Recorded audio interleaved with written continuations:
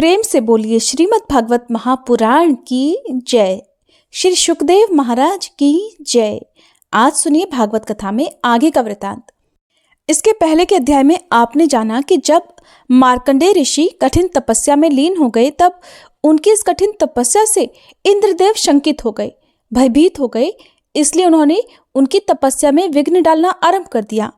इसी बारे में आगे बताते हुए श्री सूत जी महाराज कहते हैं, शौनक जी, इंद्र ने मार्कंडेय जी की तपस्या में विघ्न डालने के लिए उनके आश्रम पर गंधर्व, अप्सराएं, काम, वसंत, मलयानिल, लोभ और मद को भेजा।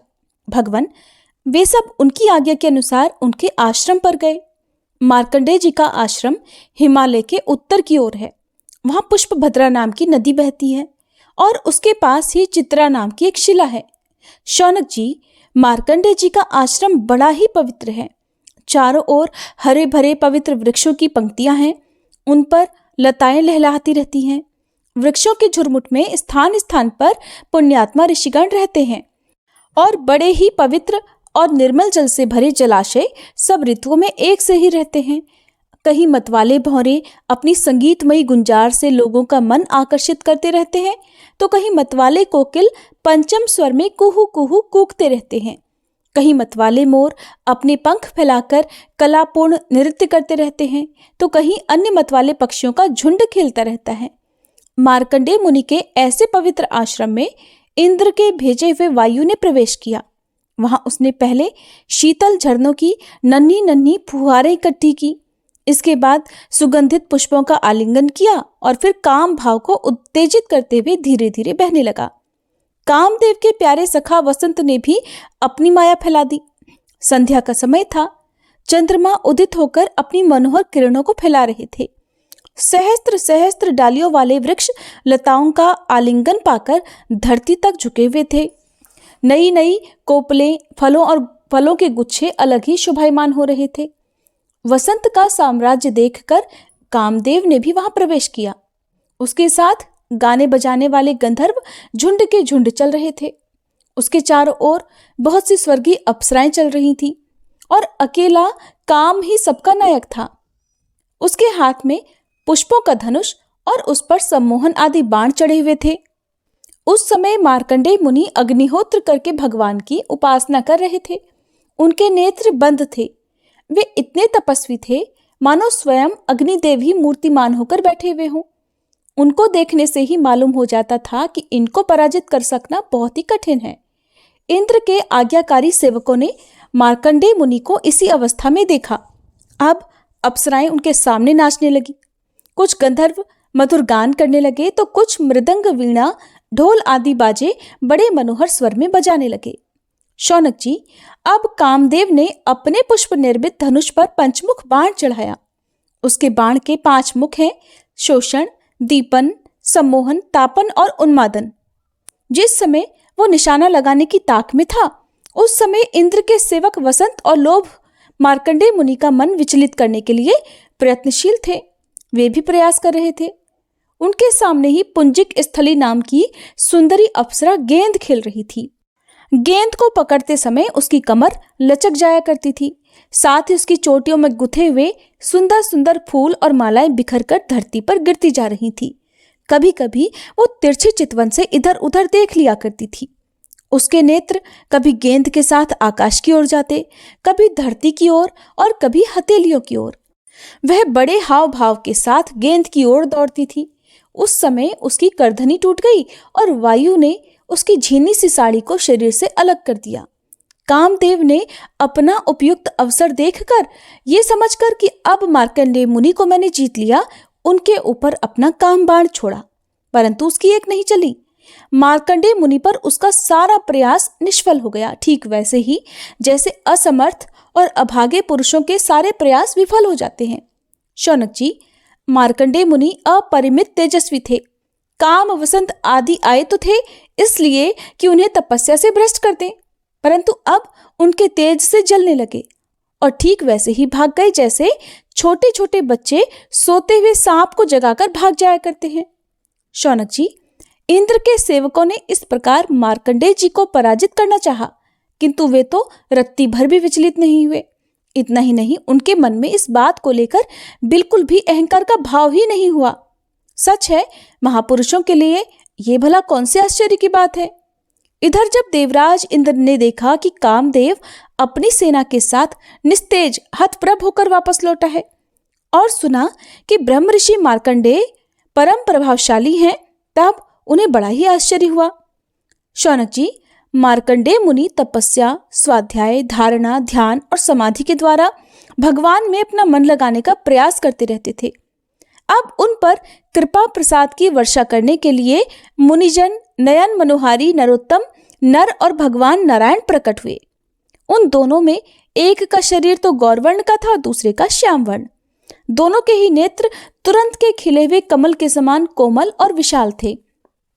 4 भुजाएं थी, एक मृगचर्म पहने हुए थे तो दूसरे वृक्ष की छाल। हाथों में कुश लिए हुए थे और गले में 3 सूत के यज्ञोपवीत शोभायमान थे। वे कमंडल और बांस का सीधा दंड ग्रहण किए हुए थे। कमल गट्टे की माला और जीवों को हटाने के लिए वस्त्र की कूंची भी रखे हुए थे।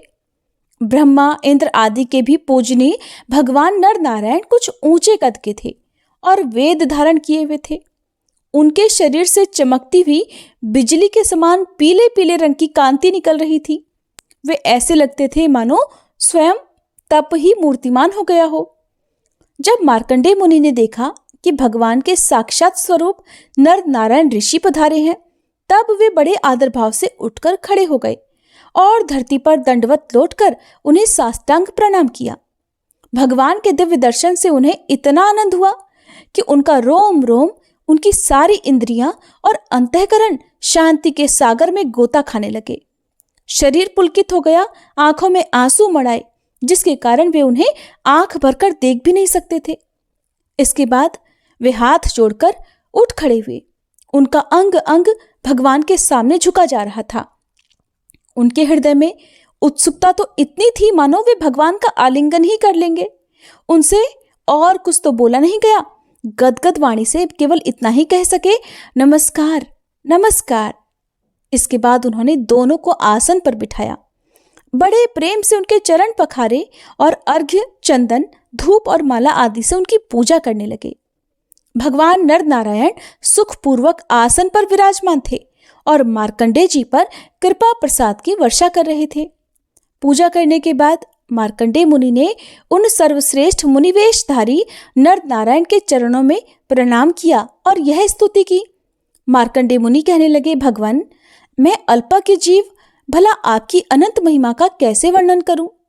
आपकी प्रेरणा से ही संपूर्ण प्राणियों, ब्रह्मा, शंकर तथा मेरे शरीर में भी प्राण शक्ति का संचार होता है और फिर उसी के कारण वाणी, मन तथा इंद्रियों में भी बोलने, सोचने, विचारने और करने जानने की शक्ति आ जाती है। इस प्रकार सबके प्रेरक और परम स्वतंत्र होने पर भी आप अपना भजन करने वाले भक्तों के प्रेम बंधन में बंधे हुए हैं। प्रभु, आपने केवल विश्व की रक्षा के लिए ही जैसे मत्स्य, कूर्म आदि अनेकों अवतार ग्रहण किए हैं, वैसे ही आपने ये दोनों रूप भी त्रिलोकी के कल्याण, उसकी दुख निवृत्ति और विश्व के प्राणियों को मृत्यु पर विजय प्राप्त कराने के लिए ग्रहण किया है। आप रक्षा तो करते ही हैं, मकड़ी के समान अपने से ही इस विश्व को प्रकट करते हैं और फिर स्वयं अपने में ही लीन भी कर लेते हैं। आप चराचर का पालन और नियमन करने वाले हैं। मैं आपके चरण कमलों में प्रणाम करता हूँ। जो आपके चरण कमलों की शरण ग्रहण कर लेते हैं, उन्हें कर्म, गुण और काल जनित क्लेश स्पर्श भी नहीं कर सकते। वेद के मर्मज्ञ ऋषि मुनि आपकी प्राप्ति के लिए लगातार आपकी स्तुति, वंदना और पूजन ध्यान किया करते हैं। प्रभु, जीव के चारों ओर भय ही भय का बोलबाला है। औरों की तो बात ही क्या है, आपके काल रूप से स्वयं ब्रह्मा भी अत्यंत भयभीत रहते हैं, क्योंकि उनकी आयु भी सीमित केवल 2 परार्ध की है। फिर उनके बनाए हुए भौतिक शरीर वाले प्राणियों के संबंध में तो कहना ही क्या है। प्रभु, मैं आपके इस युगल स्वरूप नरोत्तम नर और ऋषिवर नारायण को नमस्कार करता हूँ। आप यद्यपि प्रत्येक जीव की इंद्रियों और उनके विषयों में, प्राणों में और हृदय में भी विराजमान हैं, तो भी आपकी माया से जीव की बुद्धि, इतनी मोहित हो जाती है, ढक जाती है कि वह निष्फल और झूठी इंद्रियों के जाल में फंसकर आपकी झांकी से वंचित हो जाता है। किंतु सारे जगत के गुरु तो आप ही हैं। इसलिए पहले अज्ञानी होने पर भी जब आपकी कृपा से उसे आपके ज्ञान भंडार वेदों की प्राप्ति होती है, तब वह आपके साक्षात दर्शन कर लेता है। वास्तव में आप देह आदि समस्त उपाधियों में छुपे हुए विशुद्ध विज्ञान घन ही हैं। हे पुरुषोत्तम, मैं आपकी वंदना करता हूँ। श्री सूत जी कहते हैं, जब ज्ञान संपन्न मार्कंडेय मुनि ने इस प्रकार स्तुति की, तब भगवान नर नारायण ने प्रसन्न होकर मार्कंडेय जी से कहा। भगवान नारायण ने कहा, समस्त ब्रह्मऋषि शिरोमणि, तुम चित्त की एकाग्रता, तपस्या, स्वाध्याय, संयम और मेरी अनन्य भक्ति से सिद्ध हो गए हो। तुम्हारे इस आजीवन ब्रह्मचर्य व्रत की निष्ठा देखकर हम तुम पर बहुत ही प्रसन्न हुए हैं। तुम्हारा कल्याण हो। मैं समस्त वर देने वालों का स्वामी हूं, इसलिए तुम अपना अभीष्ट वर मुझसे मांग लो। मार्कंडेय मुनि ने कहा, देव देवेश, शरणागत भयहारी अच्युत, आपकी जय हो, जय हो। हमारे लिए बस इतना ही वर पर्याप्त है कि आपने कृपा करके अपने मनोहर स्वरूप का दर्शन कराया। ब्रह्मा, शंकर आदि देवगण योग साधना के द्वारा एकाग्र हुए मन से ही आपके परम सुंदर श्री चरण कमलों का दर्शन प्राप्त करके कृतार्थ हो गए हैं। आज उन्हीं आपने मेरे नेत्रों के सामने प्रकट होकर मुझे धन्य कर दिया है। पवित्र कीर्ति महानुभावों के शिरोमणि कमलनयन, फिर भी आपकी आज्ञा के अनुसार मैं आपसे वर मांगता हूँ। मैं आपकी वह माया देखना चाहता हूँ जिससे मोहित होकर सभी लोक और लोकपाल अद्वितीय वस्तु ब्रह्म में अनेकों प्रकार के भेद विभेद देखने लगते हैं। श्री सूत जी कहते हैं, शौनक जी, जब इस प्रकार मार्कंडेय मुनि ने भगवान नर नारायण की इच्छा अनुसार स्तुति पूजा कर ली और वरदान मांग लिया, तब उन्होंने मुस्कुराते हुए कहा, ठीक है, ऐसा ही होगा। इसके बाद वे अपने आश्रम बद्रीवन को चले गए। मार्कंडेय मुनि अपने आश्रम पर ही रहकर निरंतर इस बात का चिंतन करते रहते कि मुझे माया के दर्शन कब होंगे। वे अग्नि, सूर्य, चंद्रमा, जल, पृथ्वी, वायु, आकाश और अंतःकरण में और तो क्या सर्वत्र भगवान का ही दर्शन करते हुए मानसिक वस्तुओं से उनका पूजन करते रहते। कभी कभी तो उनके हृदय में प्रेम की ऐसी बाढ़ आ जाती कि वे उसके प्रवाह में डूबने उतराने लगते। उन्हें इस बात की भी याद नहीं रहती कि कब, कहाँ, किस प्रकार भगवान की पूजा करनी चाहिए। शौनक जी, एक दिन की बात है, संध्या के समय पुष्पभद्रा नदी के तट पर मार्कंडेय मुनि भगवान की तपस्या में तन्मय हो रहे थे। ब्राह्मण, उसी समय एकाएक बड़े जोर की आंधी चलने लगी। उस समय आंधी के कारण बड़ी भयंकर आवाज होने लगी और बड़े विकराल बादल आकाश में मंडराने लगे। बिजली चमक चमक कर कड़कने लगी और रथ के धुरे के समान जल की मोटी मोटी धाराएं धरती पर गिरने लगी।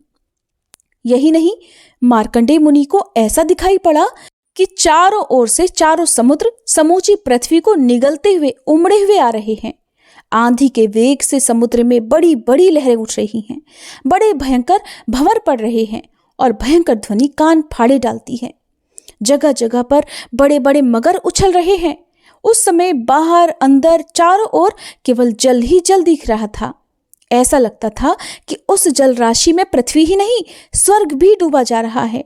ऊपर से बड़े जोर से आंधी चल रही है, बिजली चमक रही है, जिससे संपूर्ण जगत संतप्त हो रहा है। जब मार्कंडेय मुनि ने देखा कि इस जल प्रलय से सारी पृथ्वी डूब गई है, उद्भिज, स्वेदज, अंडज और जरायुज चारों प्रकार के प्राणी और स्वयं वे भी अत्यंत व्याकुल हो रहे हैं, तब वे उदास हो गए और साथ ही अत्यंत भयभीत भी। उनके सामने ही प्रलय समुद्र में भयंकर लहरें उठ रही थी। आंधी के वेग से जल राशि उछल रही थी और प्रलयकालीन बादल बरस बरस कर समुद्र को और भी भरते जा रहे थे। उन्होंने देखा कि समुद्र ने द्वीप, वर्ष और पर्वतों के साथ सारी पृथ्वी को डुबो दिया। पृथ्वी, अंतरिक्ष, स्वर्ग, ग्रह, नक्षत्र और तारों का समूह और दिशाओं के साथ तीनों लोक जल में डूब गए। बस उस समय एकमात्र महामुनि मार्कंडेय ही बच रहे थे। उस समय वे पागल और अंधे के समान जटा फैलाकर यहां से वहां और वहां से यहां भाग भाग कर अपने प्राण बचाने का प्रयास कर रहे थे। वे भूख प्यास से व्याकुल हो रहे थे। किसी और बड़े बड़े मगर तो किसी और बड़े बड़े तिमिंगल मच्छ उन पर टूट पड़ते। किसी ओर से हवा का झोंका आता तो किसी ओर से लहरों के थपेड़े उन्हें घायल कर देते। इस प्रकार इधर उधर भटकते भटकते वे अपार अज्ञान अंधकार में पड़ गए, बेहोश हो गए और इतने थक गए कि उन्हें पृथ्वी और आकाश का भी ज्ञान नहीं रहा। वे कभी बड़े भारी भंवर में पड़ जाते, कभी तरल तरंगों की चोट से चंचल हो उठते। जब कभी जल जंतु आपस में एक दूसरे पर आक्रमण करते तब ये अचानक ही उनके शिकार बन जाते। कहीं शोकग्रस्त हो जाते तो कहीं मोहग्रस्त। कभी दुख के कारण बन जाते तो कभी थोड़ा सा सुख भी मिल जाता। कभी डरते, कभी मर जाते तो कभी तरह तरह के रोग उन्हें सताने लगते। इस प्रकार मार्कंडेय मुनि विष्णु भगवान की माया के चक्कर में मोहित हो रहे थे। उस प्रलय काल के समुद्र में भटकते भटकते उन्हें सैकड़ों हजारों ही नहीं लाखों करोड़ों वर्ष बीत गए। शौनक जी, मार्कंडेय मुनि इसी प्रकार प्रलय के जल में बहुत समय तक भटकते रहे। फिर एक बार उन्होंने पृथ्वी के एक टीले पर एक छोटा सा बरगद का पेड़ देखा। उसमें हरे हरे पत्ते और लाल लाल फल लगे हुए थे जो बहुत ही सुंदर लग रहे थे। बरगद के पेड़ में ईशान कोण पर एक डाल थी। उसमें एक पत्तों का दोना सा बन गया था और उसी पर एक बहुत ही सुंदर नन्हा सा शिशु लेटा हुआ था। उसके शरीर से ऐसी उज्जवल छटा छिटक रही थी जिससे आसपास का अंधेरा दूर हो रहा था। और वह नन्हा शिशु मरकतमणि के समान सांवला सांवला था। मुख कमल पर सारा सौंदर्य फूटा पड़ता था। गर्दन शंख के समान उतार चढ़ाव वाली थी। छाती चौड़ी थी। तोते की चोंच के समान सुंदर नाक और भौहें बड़ी मनोहर थीं। काली काली घुंघराली अलकें कपोलों पर लटक रही थी और सांस लगने से कभी कभी हिल भी जाती थी। शंख के समान घुमावदार कानों में अनार के लाल लाल फूल शोभायमान हो रहे थे। मूंगे के समान लाल लाल होठों की कांति से उनकी सुधामयी श्वेत मुस्कान कुछ लाल लाल सी हो गई थी। नेत्रों के कोने कमल के भीतरी भाग के समान थोड़े थोड़े लाल लाल थे। मुस्कान और चितवन बरबस हृदय को पकड़ लेती थी। बड़ी गंभीर नाभि थी। छोटी सी तोंद पीपल के पत्ते के समान लग रही थी और सांस लेते समय उस पर पड़ी हुई बलें और नाभि भी हिल जाया करती थी। नन्हे नन्हे हाथों में बड़ी सुंदर सुंदर उंगलियां थी। वो शिशु अपने दोनों हाथों से एक चरण कमल को मुख में डालकर चूस रहा था। मार्कंडेय मुनि यह दिव्य दृश्य देखकर अत्यंत हैरान हो गए। शौनक जी, उस दिव्य शिशु को देखते ही मार्कंडेय मुनि की सारी थकावट दूर हो गई। आनंद से उनके हृदय कमल और नेत्र कमल खिल गए। शरीर पुलकित हो गया। उस नन्हे शिशु के इस अद्भुत भाव को देखकर उनके मन में तरह तरह की शंकाएं, ये कौन है, कहां से आया है, ऐसी ऐसी बातें आने लगी और वे उस शिशु से ये बात पूछने के लिए उनके सामने सरक गए। अभी मार्कंडेय मुनि पहुंच भी नहीं पाए थे कि उस शिशु के श्वास के साथ उसके शरीर के भीतर वे उसी प्रकार घुस गए जैसे कोई मच्छर किसी के पेट में चला जाता है। उस शिशु के पेट में जाकर उन्होंने सब की सब वही सृष्टि वहां देखी जैसी प्रलय के पहले उन्होंने देखी हुई थी। वे वो सब विचित्र दृश्य देखकर आश्चर्यचकित हो गए। मोहवश कुछ सोच विचार भी नहीं सके।